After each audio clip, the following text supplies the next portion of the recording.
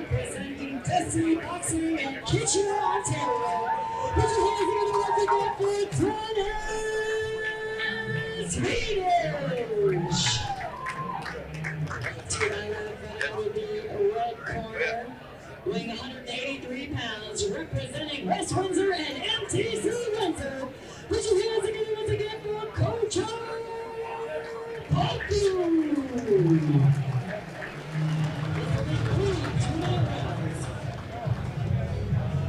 Ramping it back up to 2-minute rounds, folks. Looks like both fighters are very eager to get this one started. I anticipate this one to start with a little bit of fireworks. Well, what do I know? We're going to find out very soon. Kara Rose joining me back here on commentary in a few moments. We're going to get this one started. Back to the big boys for this one. I think this is the first time I've seen a pair of shoes in the...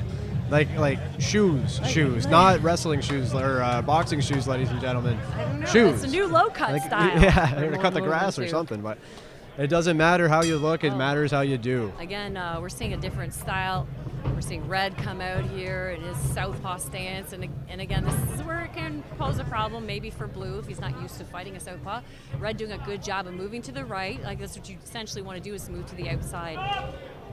We had some big shots early from Red, like a long range, but then, you know, you can't, that's show, the showboating, it doesn't bode well in amateur boxing. No. You really get a very early too. A talking to. His headgear is more than a talking to. Too big for him, but you know what? Red's doing a really good job of keeping his elbows tight, so those shots could be potentially wild, but they're coming off nice and clean. Before he sat down and said this one might start off with little fireworks, and I think it's proven to be a little bit true. Well, Blue's moving the wrong way. Blue's moving to his right into Red's power, right? He's made the adjustment now. He got hit with 2 clean shots and had to make that adjustment. But you're seeing Red's doing the right thing. The 2s and the 3s, that's what scores in an opposite stance. He's headhunting a little bit. You know, he's excited. So you'd like to see him go downstairs, upstairs. You know, the body shots in the first round especially really pay dividends to make somebody tired, right? Someone goes to the body that much in the first round, you're seeing Blue do that. Red's headgear, as I suggested earlier, I'm like, there's something wrong with his headgear. It's not tied up properly. You got to tie the top tighter and the back tighter so that you don't have so much slack at the bottom. Yeah, it looks to be over his chin too. Yeah, I mean, rather than under. It's just the top has to be tightened to be raised up properly. But I expect it too, right from Red. Like, he goes right down the pipe, does a good job of that short left hand, right? Because Blue's wide open for it. Mouth guard's popped out. Some of these weird things keep happening when you see more novice boxing. Sometimes once it starts, it just keeps going. It's just a snowball effect. Yeah, and we'll see. Red's doing a smart thing. Sometimes maybe I'm giving him too much credit, but it seems like he knows, he understands that these are the big shots, the 2s and the 3s. But if he were to come down, Blue's starting to keep his hands up higher. If Red were to go downstairs, he would drop Blue's hands a little bit more, I think. He'd have more opportunity. Again, this is some of their first fights. They're just sticking to the basics. Yeah, no, it's But as they evolve, you're entirely right. I mean, there's a whole nother aspect and a whole nother field of this game that they can get into. Another stoppage. You've seen it a couple of times where the headgear's completely done wrong. They almost have to take it all off. There's a string at the top of headgear that you have to tighten up, and then the Velcro at the bottom, at the chin, won't be overlapping like it is. Blue did a really good job of changing up in this round where he started going to the body heavy, right? And getting a bunch of shots off. So we'll see if it can make that adjustment. Yeah, again, he's got to adapt against an opponent that he's not used to with the southpaw. Yeah, I mean, Red's doing a good job of that long range. Those straight 2s, like right down the pipe, that left hand straight is scoring, and those are the big shots that we're seeing. That round took a little bit longer than we expected just because we had a couple of equipment fails, but it's a long 2 minutes. They almost need someone to go in there and fix that headgear completely. It's going to cause problems for the rest of this fight. But it's kind of tough to say, but I think he might be able to give the edge a little bit to Red in that first one, just for the 1-2s. We're looking over in Blue's corner, and he looks like he's a couple times almost throwing up. So, I have seen that before in some amateur boxing. I mean, happens. You work so hard, that's definitely a possibility. Yeah. Red coming out throwing good, and that's the biggest thing, right? Some people think it looks wild, but you have to get the volume up. This isn't an opportunity. You don't have time to set things up necessarily when you're a newer fighter, because that other guy's working at a faster pace usually. So I think Blue did a really good job the second half of that round, where he started throwing a lot more punches and going to the body. So we'll see what Red. He was a little bit distracted, you could tell, from his headgear and his mouthpiece. Of course, among other things too. Again, it just looked like both guys, especially Red Corner, was very excited to get this thing going before the bell had even rung, and really proved it true in that first one. We'll see what the second one has in store for us. Good fight so far, though. Here at WinCity Fight Night, Lee versus Johnson. These two both actually do a really good job of keeping their hands up. I would say when Blue's fighting Red, like he's fighting a southpaw, Blue needs to pull his right hand in front of his face more, as opposed to the side, like classic amateur style, where kind of your hands are up beside your face, because he's getting hit with shots down the pipe, right? So in order to prevent that, you have to transfer your hand in front of your face like you're catching a baseball.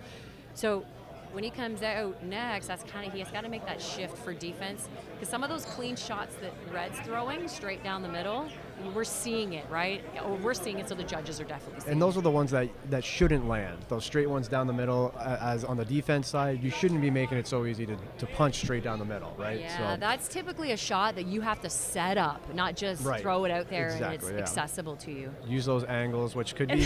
Did I not say this first round? Just take the headgear off. You know what you're talking about, Kara, so... We have a lot of great fights coming up for those of you that are watching. After.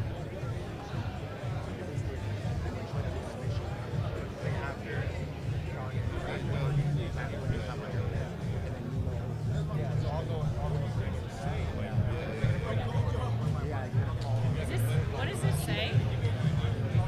What's that say? IBW. A big thank you to our sponsors. Uniform 444, penalty box, Sayona 625. A lot of great people signing up for today. Sylvester Paralegal Services, Hunter Express. We have Thompson Asset Management and tons of others we'll talk to you about throughout the day today at WinCity Fight Night. Thank you guys so much for being here. So your son goes to my brother's school. David DeMore's my brother. For New Age Jiu-Jitsu. Oh, really? Yeah. Stop. When I heard the DeMore name, I was thinking Scotty first. Yeah, Scott's my cousin. We were just at his birthday party, actually. But yeah, we'll talk more, I guess.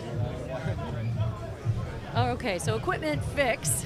Now you can see where the headgear's supposed to be on Red. Yeah, look at the difference there. Oh my God. Oh, did you know he had a beard? He has a chin. Yeah. We didn't know that. That's good defense, though. Protect that chin. Yeah. Right. Yeah, wow. World's a difference now. Oh, see, Blue's doing a better job of starting. So what you have to do is you got to punch your way in. You can't walk your way and then throw punches, because you're going to get caught on the way in. So you have to punch your way in. But again, Blue moving to the right, he's going to get hit with that too again, making it right there, like making it easier for Red to get that off. You got to have him knocking at the door until he can get in. You know, it can't make it so easy. And he answers with a nice 1-1-2, but the speed, Red's bringing back quite a bit of speed. Short little hook in there, that 2 again landing down the pipe. Whereas Blue, again, he'll learn once he faces the southpaw, he's got to start transferring that hand forward. You see how Red's hand is almost in front of his face, so he can't get hit down the pipe? Exactly. But because they're using a better range, a little bit easier for the judges to see what's actually happening and landing. The only thing with Red, you know, if I was improving each round, is try to add a few more body shots, because I think that would really drop. Yeah, time to get versatile. It's been a little one-dimensional. Well, his shot selection's so good, and he's throwing the right things. There's that body shot, and as you can see, he's starting to drop Blue's hands. See how focused Blue is now on like not getting hit because of those body shots. Oh, it's not working. Yeah. So many. I mean, I wouldn't be surprised if the ref stepped in. Yeah, I'm surprised he hasn't yet. You never. And there it is. Yeah. Telling Red to listen. There's a lot of little rules for people to understand. There's like, you know, don't push.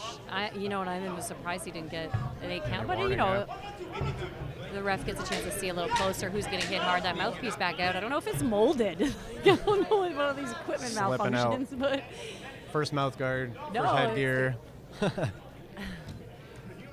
So did you see the effectiveness of that body shot? Absolutely, It was one yeah. body shot to the shoulder plex. Blue dropped his elbows, and then he was nervous about getting hit to the body again after that point. So moving forward, Red's going to get a chance to watch this and be like, oh, this is effective. Oh, I have to do that more. Get a chance to see that. I mean, you know, for the average viewer, they might not realize the psychology that goes into the game plan here. You know, you have to make your opponent move to open them up to exactly do what you're talking about.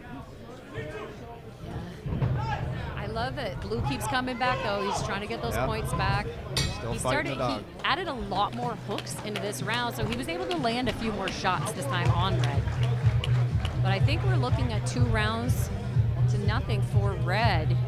Yeah, I got to give him the advantage. Just more landed, more, you know, more dominancy for sure. They each got a nice 1-minute break in between the round, Yeah, though. this has been a long fight. I mean, a lot of breaks. That was a bonus rest. Sucks for us. We got to come up with something to chat about here. Yeah, that's good. I love amateur boxing. So great. Well, it's amazing what's going on here tonight too.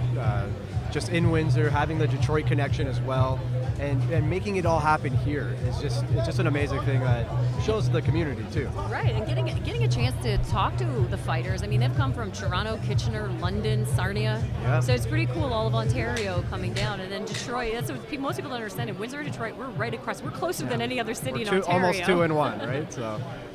All right, we're coming in with the final round here. In the red corner, we have Kojo Poknu. And we also have Dennis Vidish in the blue. And you're seeing how badly Dennis wants us in the blue corner. The red doing a good job of touch and go. Knowing he has 2 rounds in the bank, he doesn't want to do anything that gives blue the advantage. He's doing more, you know, again, it's not molded. I can see it from here. It's not molded. He's lucky he's not losing points on this. Like he may be now, if I'm not mistaken. Referee is talking to the judges table here. Yeah, the head official. Yeah, I mean, you know, that was a great strategy coming out from Red. I mean, knowing, like, he probably knows he has 2 rounds in the bank. He's in the touch and go. This is what boxing is. Hit and don't be hit. Like, he's kind of employing that strategy right now, as opposed to sit in the pocket and bang with my opponent, right? It's creating that chase game too. Yeah, and Blue has upped his volume, you know, every round. So we'll see what he can bring to the table. It's only 2 minutes. It's a long time, but when you get these extra little rests, that is helpful. You're going to come out and see these 2 throwing lots of punches, high volume. And here we go, ladies and gentlemen. There's that 2 that Red's looking for down the pipe, but all Blue is thinking about is he's getting inside and just trying to throw volume, but Red has these little half-step backs that gives him a little bit more space. See those clean shots you're seeing? Just because that extra little range he's giving himself. And he loves that. He just headhunt a little bit too much, right? He just needs to go downstairs a little bit. A lot of opportunities just to mix it up. Yeah. And again, when you do that, it opens up something up top sometimes. Most people don't understand. Like, everyone thinks, oh, getting punched in the face would be awful, but a body shot is way worse. Your body stops on you, right? Absolutely. It's not. Just shuts down. Blue did a great job. It was the first time I saw him pull his head off line and hit a straight right hand, and that's what he has to incorporate a little bit more, pulling his head to the left and punching to the right. The heart of Blue is like fantastic for me, just trying to get those points back. It's not over till it's over. Oh, see, that's great range from Red. He's punching, you know, right where he knows exactly how close he has to be to hit those straight punches. And then he needs a little half step back to keep that range going.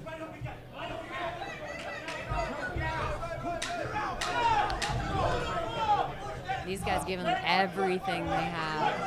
So much energy. Even though there's a lot of extended breaks, this is a grueling fight. Yeah, really.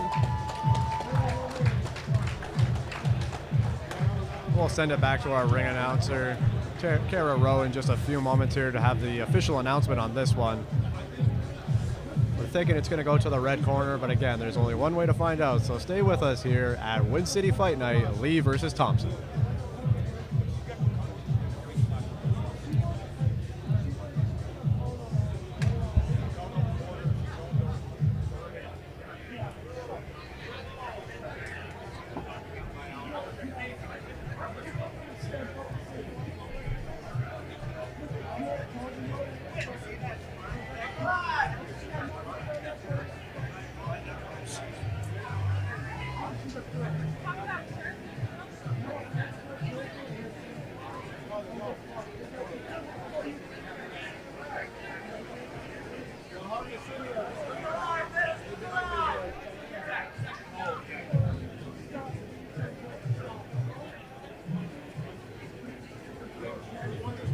Alright, focus. Let's hear from these fighters. Who are getting their butts off in this ring. Make some noise.